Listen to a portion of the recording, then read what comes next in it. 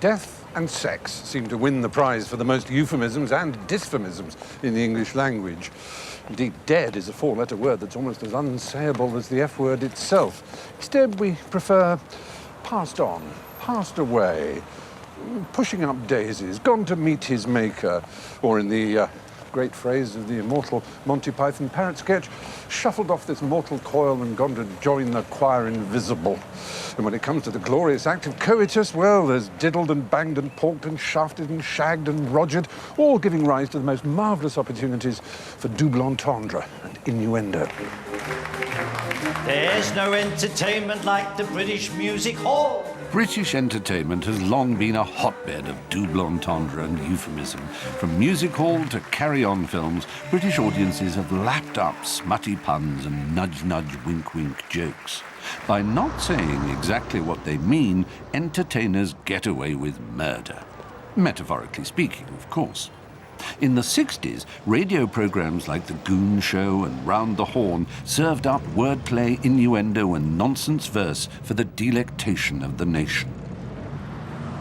It wasn't until I got to university that a friend played me some cassettes of Round the Horn, and Julian and Sandy in particular. And a group of us used to use it in our pathetic way. We'd talk about trolling along King's Parade and, Varda that. Do you think it's trade? And all those awful, terrible, sort of contemptuous Queenie remarks, which we were aware were rather sort of naughty and subversive because they were sort of hard-edged and brittle in the way that Queens can be.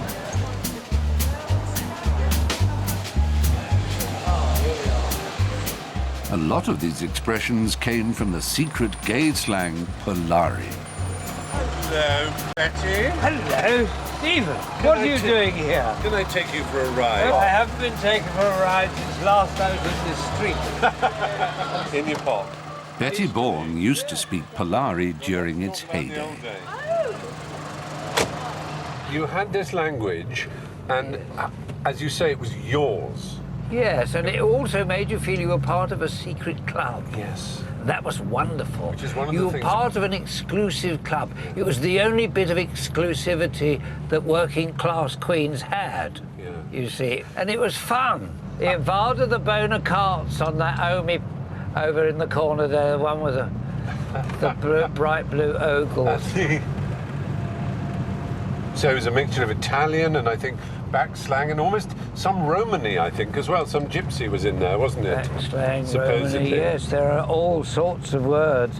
Can you see that queen zhushing along there? Yes, the mincing along there. Because there's troll as well, isn't there? They're trolling along the street. Trolling was very much also linked with cruising. Ah, right. If you said, I'm going trolling, it meant you were going cruising, really. To try and pick someone up. And then zhush was also decoration or trim. She's got a bit of zhush around the edge of that frock. Or she's wearing a bit of zhush. Sort of usually meant a feather bar. Yes. How did you feel about the fact that the writers of the incredibly popular radio comedy Round the Horn, Barry Took and Marty Feldman, sort of brought it out into the open in a way with Kenneth Williams and Hugh Padgett, with, hello, I'm Julian, this is my friend Sandy, and all that. We loved it, because we didn't think of it as particularly gay. It was just very, very funny. And my father, who was very anti-gay and made no secret of it to me later on, he loved that show, and people would laugh like hell on Sunday.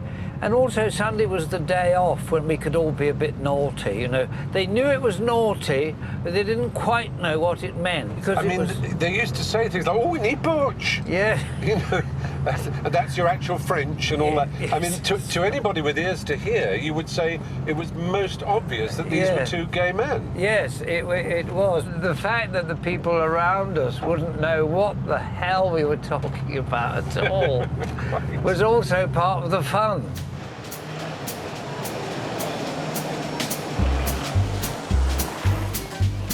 Secret languages and slang may seem like an abuse of language, but they actually strengthen a sense of community. Like secrets whispered between best friends, collusion bonds people.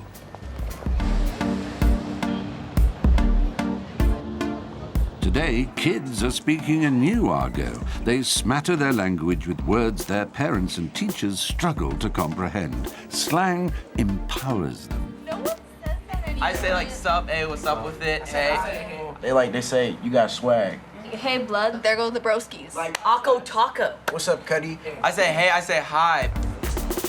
But teen speak is like a linguistic arms race. Once the code has been cracked, new combinations and expressions must evolve to define who's in and who's out. Students from Berkeley High School in California published a dictionary of slang in 2004, but already the words used have changed. What's a scrub? Scrub is like, it's like a, I guess you could say a chump or like somebody who isn't. A loser. Yeah. Okay, he's a scrub. He's a loser. Yeah. Like this language is like so out of date. It moves too fast. It moves too fast for us. Yeah. Old people. It's so out of date. Moves fast for us, because it's the only public school in Berkeley. So everybody that's not in a private school is here in Berkeley High. So that's why it can change overnight, is because there's 3,500 kids at the school. There's no difference in how everyone talks. There's just one giant melting pot. So it's just we have all the language and we use it all. So Exactly. It's like good food. You get lots of cuisine, add the spice of different cultures. Language does not have a right and wrong. Language is just how people communicate. It's a very... And this is just how teenagers communicate. Hip-hop has entered the lingua franca. But is that a good or a bad thing? I mean, to say if it's positive or negative is, depends on your experience with it. But to look at the uses of Twitter or Facebook or status updates, you have to now put a thought in 140 characters or less. So it lends itself to short conversation and slang and delivering a point quickly. Of course, what happens also is that a phrase that seems to start in the music world and in that community then gets taken up by the wider culture and almost you might say gets degraded. So phrases, obviously, you think of like "yo, homie," "what's up," and that suddenly enters a beer commercial. Right. I was in the locker room working out in the gym, right, and I hear there was a white gentleman, like 60 years old, an older guy talking on his cell phone. And he ends his conversation, and I didn't know who it was. I was sort of listening behind me and said, "All right, hit me back later." And I said, "What? Definitely. Since when?" Right? Language circulates, and as soon as you speak it and put it out in the public, it gets picked up, whether it's through media or through people traveling, and it circulates. As soon as I say, "pop your collar," it ends up in Germany, right? It ends up in Tanzania. And it ends up in Australia because of the same circulation through popular media and cultural flows. And so a lot of this stuff is happening sort of everywhere.